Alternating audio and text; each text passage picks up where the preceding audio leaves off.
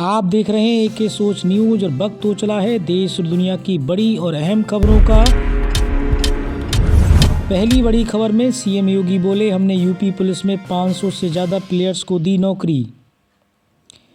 उत्तर प्रदेश के मुख्यमंत्री योगी आदित्यनाथ ने कहा कि उत्तर प्रदेश के पैरालंपिक खिलाड़ी प्रवीण कुमार को खेल रत्न पुरस्कार दिया जाएगा। उन्होंने ओलंपिक में स्वर्ण पदक जीता है। व्यक्तिगत खेलों में हमने स्वर्ण पदक विजेता को 6 करोड़ रुपए दिए हैं।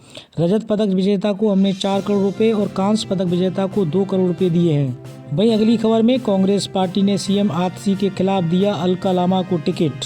कांग्रेस पार्टी ने दिल्ली विधानसभा चुनाव के लिए आज एक और लिस्ट जारी की, जिसमें CM आतिशी के खिलाफ प्रत्याशी के नाम का ऐलान किया। पार्टी ने कालाकाजी विधानसभा सीट से अलका लामा को चुनावी मैदान में उतारा है। वहीं अगली खबर में किसान और पंजाब उनके एजेंडे में नहीं, प्रताप सिंह बाजवा का बड़ा बयान। पंजाब में किसानों के विरोध पर कांग्रेस नेता प्रताप सिंह बाजवा ने कहा कि भगवंत मान राज्य के CM के तौर पर विफल रहे हैं। अगर उन्होंने पुल की भूमिका निभाई होती तो PM से मुलाकात होती तो उन्हें आगे बढ़कर नेतृत्व करना चाहिए था। आप किसानों के साथ नहीं बल्कि केंद्र सरकार के साथ है। भगवंत मान ने डल्लेवाल की जान बचाने के लिए कोई प्रयास नहीं किया। किसान और पंजाब उनके एजेंडे में नहीं है। वहीं अगली बड़ी खबर में किसानों को लेकर शिवराज सिंह ने दिया बड़ा बयान। केंद्रीय मंत्री शिवराज सिंह चौहान ने कहा कि मैं हर नए साल पर अपने परिवार के साथ यहां आशीर्वाद लेने आता हूं। ये नया साल किसानों को समर्पित है। मैं किसानों को आश्वस्त करना चाहता हूं कि किसानों की फसलों को जो नुकसान हुआ है उसकी भरपाई फसल बीमा योजना के तहत दी जाएगी। अगली खबर बिहार से है। नीतीश कुमार की एक तस्वीर इंटरनेट पर खूब वायरल हो रही है। इस तस्वीर में नीतीश कुमार ने हंसते हुए तेजस्वी यादव के कंधे पर हाथ रखा है और तेजस्वी यादव हाथ जोड़कर थोड़ा झुककर हंस रहे हैं। हालांकि एक सरकारी कार्यक्रम की तस्वीर है जहां पक्ष और विपक्ष का आना एक औपचारिक रस्म होती है, लेकिन कई बार औपचारिक रस्म में भी अनौपचारिक चीज़ें हो जाती हैं।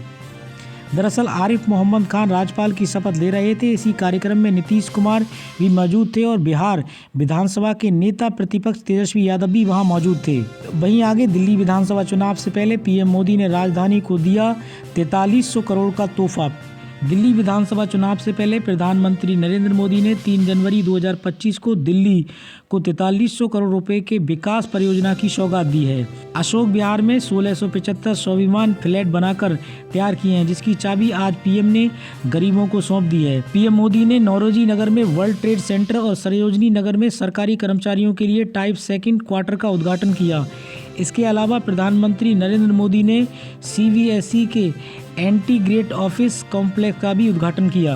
आगे PM मोदी की चादर उन लोगों को करारा जवाब है। अजमेर शरीफ दरगाह प्रमुख का बड़ा बयान। प्रधानमंत्री नरेंद्र मोदी की दी हुई चादर मंत्री किरेन रिजिजू ने निजामुद्दीन औलिया दरगाह में चढ़ाई।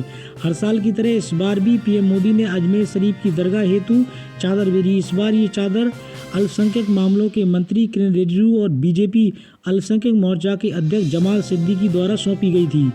इसको लेकर अजमेर दरगाह प्रमुख नसरुद्दीन चिश्ती की भी प्रतिक्रिया सामने आई। उन्होंने कहा, जब मुख्तार अब्बास नकवी कैबिनेट में थे तो एक बार मैं खुद भी चादर लेने के लिए गया था। इस बार प्रधानमंत्री ने अल्पसंख्यक मंत्री को चादर भेजी है। वह 4 जनवरी को दरबार में पहुंचेगी और हम तमाम लोग खुले दिल से इसका खैर मकदम करेंगे। लेकिन ये चादर सौंपना खुले दिल से इतना महत्वपूर्ण इसलिए है क्योंकि उन लोगों को करारा जवाब है जो जबरन धार्मिक उन्माद पैदा करने की कोशिश कर रहे हैं और 5 से 6 महीने में मंदिर मस्जिद की राजनीति कर रहे हैं। वहीं आगे सपा सांसद जियाउर रहमान बर्क को बड़ा झटका। हाई कोर्ट ने ठुकराई FIR रद्द करने की मांग। संभल की शाही जमा मस्जिद में 24 नवंबर को सर्वे के दौरान हुई हिंसा मामले में समाजवादी पार्टी के सांसद जियाउर रहमान बर्क को तगड़ा झटका लगा है। इलाहाबाद हाई कोर्ट ने सपा सांसद के खिलाफ दर्ज FIR रद्द करने की मांग ठुकरा दी है। कोर्ट ने कहा कि इस मामले में FIR रद्द नहीं होगी, पुलिस की जांच जारी रहेगी। हालांकि हाईकोर्ट ने पुलिस को फिलहाल सांसद बर्क को गिरफ्तार नहीं करने का आदेश दिया है। वहीं अगली बड़ी खबर देश की राजधानी दिल्ली से है। 10 वर्षों से दिल्ली एक बड़ी आपदा से घिरी। प्रधानमंत्री नरेंद्र मोदी ने आम आदमी पार्टी पर बोला हमला। प्रधानमंत्री नरेंद्र मोदी ने कहा कि मैं तो दिल्ली वालों को मुफ्त इलाज की सुविधा देने वाली आयुष्मान भारत योजना का लाभ देना चाहता हूं। आपदा सरकार को दिल्ली वालों से बड़ी दुश्मनी है। पूरे देश में आयुष्मान योजना लागू है, लेकिन इस योजना को आपदा वाले यहां लागू नहीं होने दे रहे हैं। इसका नुकसान दिल्ली वालों को उठाना पड़ रहा है। PM मोदी ने आगे कहा कि बीते 10 वर्षों में दिल्ली एक बड़ी आपदा से घिरी है। अन्ना हजारे जी को सामने रखकर कुछ कट्टर बेईमान लोगों ने दिल्ली को आपदा में धकेल दिया है। शराब के ठेकों में घोटाला या बच्चों के स्कूल में घोटाला, गरीबों के इलाज में घोटाला, भर्तियों के नाम पर घोटाला। ये लोग दिल्ली के विकास की बात करते थे, लेकिन ये लोग अब आपदा बनकर दिल्ली पर टूट पड़े हैं। वहीं आगे शीश महल का जिक्र करते हुए पीएम मोदी ने अरविंद केजरीवाल पर साधा निशाना। पीएम मोदी ने कहा कि देश भली भांति जानता है कि मोदी ने कभी अपने लिए घर नहीं बनाया, लेकिन बीते 10 वर्षों में 4 करोड़ से अधिक गरीबों को घर देकर उनका सपना पूरा किया है। मैं भी कोई शीश महल बना सकता था, लेकिन मेरे लिए तो मेरे देशवासियों का पक्का घर मिले, यही मेरा सपना है। मैं आप सबको भी ये कहना चाहता हूँ कि आप जब भी लोगों के बीच जाएं, लोगों से मिलें और अभी भी जो लोग झुग्गी झोपड़ी में रहते हैं, मेरी तरफ से उनको वादा करके आना। मेरे लिए आप ही मोदी हैं। आप वादा करके आना और आज नहीं तो कल उनके लिए भी पक्का घर मिलेगा। वहीं आगे भाजपा ने चुनाव अधिकारियों का किया ऐलान, मनोहर लाल खट्टर को बिहार की जिम्मेदारी। बिहार में अगले साल विधानसभा चुनाव होने हैं, इसे देखते हुए भारतीय जनता पार्टी ने अपनी तैयारियां तेज कर दी हैं। भाजपा ने प्रदेश अध्यक्षों और राष्ट्रीय परिषद सदस्यों के चुनाव के लिए 29 राज्यों के लिए चुनाव अधिकारियों की घोषणा कर दी है।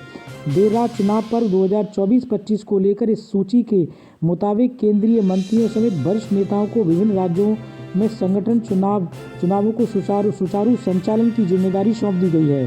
केंद्रीय मंत्री मनोहर लाल खट्टर को बिहार और पीयूष गोयल को उत्तर प्रदेश के चुनाव अधिकारी नियुक्त किया गया है। वहीं अगली खबर में जनस्वराज के संस्थापक प्रशांत किशोर ने बीपीएससी और नीतीश कुमार की सरकार पर बड़ा आरोप लगाया। कहा कि बीपीएससी अधिकांश सीटों का सौदा हो चुका है, 30 लाख से लेकर 2 करोड़ तक में डील हुई है। वहीं अगली खबर में चंदन गुप्ता हत्याकांड के 28 दोषियों को आजीवन कारावास की सजा, 50,000 का लगाया जुर्माना, कोर्ट ने सुनाया फैसला। हसगंज में चंदन गुप्ता हत्याकांड में दोषी ठहराए गए 28 आरोपियों को कोर्ट ने आजीवन कारावास की सजा सुनाई है और 50,000 रुपये का जुर्माना लगाया है। बता दें कि एक दिन पहले ही एनआईए की विशेष अदालत ने 28 आरोपियों को दोषी करार दिया था, जबकि 2 को संदेह का लाभ लेते हुए बरी कर दिया। कासगंज में 26 जनवरी 2018 को तिरंगा यात्रा के दौरान भड़के दंगे में चंदन गुप्ता की हत्या कर दी गई थी। वहीं अगली बड़ी खबर में मुस्लिम राष्ट्रीय मंच ने काशी, मथुरा व संभल को लेकर दिया बड़ा बयान। कहा ऐसी जगहों को हिंदुओं को सौंप देना चाहिए। मुस्लिम राष्ट्रीय मंच ने आज नई दिल्ली में बड़ा बयान दिया। मुस्लिम राष्ट्रीय मंच ने देश के सभी मुसलमानों से अपील की कि संघ प्रमुख मोहन भागवत द्वारा राष्ट्र हित में 142 करोड़ लोगों को लेकर दिए गए बयान का सम्मान करते हुए मुसलमानों को भी बड़ा दिल दिखाना चाहिए और भारत को विकास के रास्ते पर ले जाने का संकल्प लेना चाहिए। मुस्लिम राष्ट्रीय मंच के राष्ट्रीय संयोजक और मीडिया प्रभारी शाहिद सईद ने कहा कि देश की अदालतें सर्वोपरि हैं, लेकिन विवादित स्थलों को संवाद के जरिए हल निकाला जाना चाहिए। इससे देश की एकता, अखंडता, सौहार्द और भाईचारा मेल मिलाप बना रहता है, आपसी रंजिशें नहीं रहती हैं। अतः मंच का आह्वान है कि जहां कहीं भी 2 पक्षों के बीच अदालत में झगड़ा चल रहा है, वहां दोनों पक्ष आपसी संवाद कर out of the court settlement करें, तो ये किसी भी बेहतर समाज के लिए बेहतर होगा। वहीं आगे मंच के राष्ट्रीय संयोजक मंडल ने ऐलान किया कि संवाद के जरिए हिंदुओं की ऐतिहासिक इबादतगाहों को पुनर्स्थापित करते हुए काशी, मथुरा और संभल जैसी जगहों पर बने विवादित ढांचों को हिंदू समुदाय के संवाद के माध्यम से सौंपने का समर्थन किया जाना चाहिए। इसके साथ ही मंच ने कहा कि ऐसी मस्जिदें जहां किसी कारणवश नमाज नहीं हो रही है या जो वीरान पड़ी हैं, उन मस्जिदों को मुसलमानों को सौंपा जाए ताकि वे उन्हें पुनः स्थापित कर आबाद कर सकें। आगे सोने की कीमतों में आई भारी गिरावट, अब 91,000 में खरीदें 1 तोला सोना। 10 ग्राम गोल्ड यानी 1 तोला सोना मौजूदा समय में लोगों के लिए काफ़ी महत्व रखता है। ऐसे में ज़रूरी है कि आप इसकी खरीदारी के लिए अपने इलाके के रेट जान लें। बता दें कि दिल्ली यानी राजधानी में आपको 10 ग्राम सोना महज 51,820 रुपये में खरीदने का मौका मिल रहा है। ये भाव 16 कैरेट गोल्ड का है। वहीं देश की आर्थिक राजधानी मुंबई में भी सोने की कीमतों की अगर बात करें तो यहां पर 16 कैरेट गोल्ड का रेट 51,873 रुपये है। इसके अलावा कोलकाता की बात की जाए तो यहां पर 51,807 रुपये है। आपको 1 तोला सोना खरीदने का मौका मिल रहा है। राजस्थान की राजधानी जयपुर की बात की जाए तो यहां पर 51,867 रुपये है, जबकि इंदौर में ये रेट 51,993 रुपये है। इसी तरीके की देश और दुनिया की खबरों के लिए आप AK सूच न्यूज़ के साथ जुड़े रहिए।